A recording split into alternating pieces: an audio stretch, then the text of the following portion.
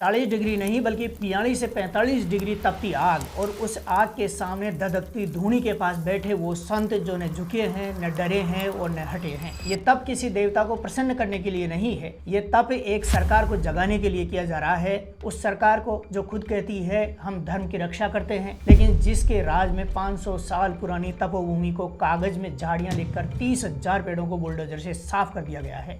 नमस्कार, मैं रामगोपाल जाट और आप देख रहे हैं सियासी भारत। जयपुर से करीब 50 किलोमीटर दूर दूदू में बिचून के पास बसा है भैराणा धाम। ये वह धाम है जहां पर 16वीं सदी के संत दादू दयाल महाराज ने ब्रह्मलीन होने से पहले अपने अनुयायियों को कहा था कि उनका शरीर भैराणा पर्वत की खोल में छोड़ा जाए। तब से ये स्थान दादू संप्रदाय की आस्था का सबसे बड़ा केंद्र है। इसे दादू पंथ का हरिद्वार भी कहते हैं। ये स्थान लाखों श्रद्धालुओं की मोक्ष स्थली है, लेकिन आज इसी पवित्र भूमि पर खतरा है, और खतरा किसी दुश्मन से नहीं बल्कि अपनी ही सरकार से है। राजस्थान राज्य औद्योगिक विकास एवं निवेश निगम यानी रीको इस तपोभूमि को इन्वेस्टमेंट जोन के रूप में विकसित करने की योजना बना रहा है, और इस योजना को जमीन पर उतारने के लिए जो हुआ वो रोंगटे खड़े कर देता है। भैराणा बचाओ संघर्ष समिति का आरोप है कि सरकारी दस्तावेजों में इस पूरे क्षेत्र को झाड़ियां बताकर पर्यावरणीय मंजूरी ली गई, जबकि हकीकत में यहाँ हजारों हरे भरे पेड़ मौजूद थे जिन्हें काट दिया गया। संतों का दावा है कि 30,000 से ज्यादा पेड़ काटे जा चुके हैं, जिससे वन्य जीवों का प्राकृतिक आवास पूरी तरह से बर्बाद हो गया है। सिर्फ पेड़ ही नहीं काटे बल्कि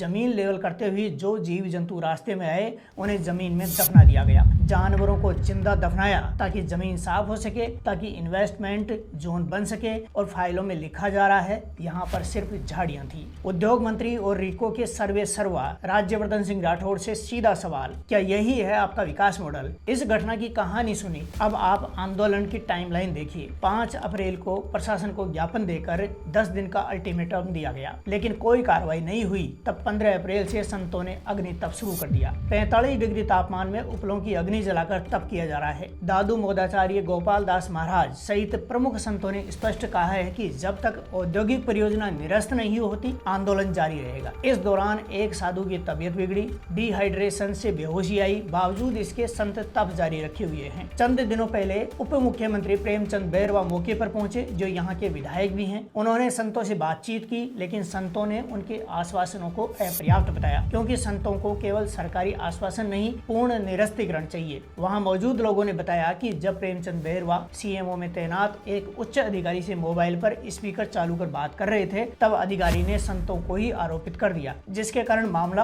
और बिगड़ गया और प्रेमचंद बैरवा को खाली हाथ उल्टे पैर लौटना पड़ा। एक दिन पहले बीजेपी विधायक बाल मुकुंदाचार्य मौके पर पहुंचे, जो खुद को संत बताते हैं और भगवा धारण करते हैं, लेकिन संतों ने विधायक के आश्वासन को ठुकरा दिया। साहब कहा कि हमें आश्वासन नहीं, सरकार हमारी मांग माने। और अब संतों ने सरकार को 7 मई तक का अल्टीमेटम दिया है कि अगर 7 मई तक रीको की परियोजना निरस्त नहीं हुई तो हम जमीन में जिंदा समाधि ले लेंगे। जब वो प्राणों की आहुति की बात करें तो सरकार को समझना चाहिए कि मामला कितना गंभीर है। अब एक सवाल उद्योग मंत्री राज्यवर्धन सिंह राठौड़ से फिर से। आप कहते हैं कि हम हिंदू धर्म की रक्षा करते हैं, आपकी सरकार कहती है माँ के नाम पर 50 करोड़ पेड़ लगाएंगे, लेकिन दादू दयाल की मोक्ष स्थली पर 30,000 पेड़ काटे जा चुके हैं, जीव जंतु जिंदा दफना दिए गए हैं और फाइलों में झाड़ियां लिख दिया गया है। ये धर्म की रक्षा या धर्म की हत्या है? जब पूरा देश राइजिंग राजस्थान की बात करता है, जब निवेश के एमओयू होते हैं, तो क्या उन एमओयू के लिए जमीन ढूंढने में 500 साल पुरानी तपोभूमि ही मिली? क्या राजस्थान में बंजर भूमि नहीं है? क्या उद्योग के लिए संतों की समाधि स्थल ही चाहिए?